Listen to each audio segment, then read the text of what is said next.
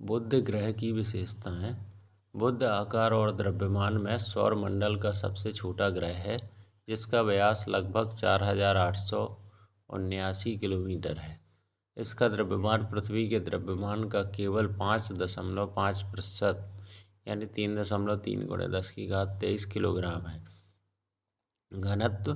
पृथ्वी के बाद यह दूसरा सबसे घनीभूत ग्रह है। इसका घनत्व 5.427 ग्राम प्रति घन सेंटीमीटर है, जो पृथ्वी के घनत्व के लगभग बराबर है। सतह। इसकी सतह चंद्रमा की तरह उबड़ खाबड़ और गड्ढों से भरी हुई है। यहाँ कैलोरिस बेसिन जैसे विशाल प्रभाव वाले क्षेत्र हैं। कक्षीय और घूर्णन डेटा।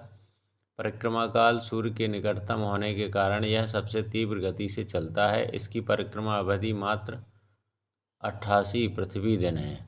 घूर्णन काल। यह अपनी धुरी पर बहुत धीरे घूमता है। यह एक घूर्णन पूरा करने में से 58.6 पृथ्वी दिन लगते हैं। सौर दिवस। एक सूर्योदय से दूसरे सूर्योदय तक का समय लगभग 176 पृथ्वी दिनों के बराबर होता है, जो इसके 2 वर्षों के बराबर है। कक्षीय विलक्षणता। बुध की कक्षा सौरमंडल की सबसे अधिक अंडाकार है, जिससे सूर्य से इसकी दूरी 4.6 करोड़ से 7 करोड़ किलोमीटर के बीच बदलती रहती है। आंतरिक संरचना और चुंबकीय क्षेत्र।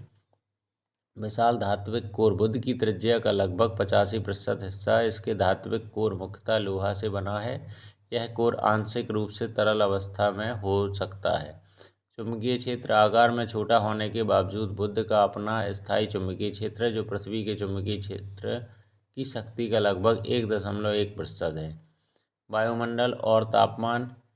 एक्सोस्फीयर। बुध का कोई घना वायुमंडल नहीं है। इसके पास एक अत्यंत पतला एक्सोस्फीयर है, जिसमें ऑक्सीजन, सोडियम, हाइड्रोजन, हीलियम और पोटेशियम के परमाणु होते हैं। अत्यधिक तापमान परिवर्तन।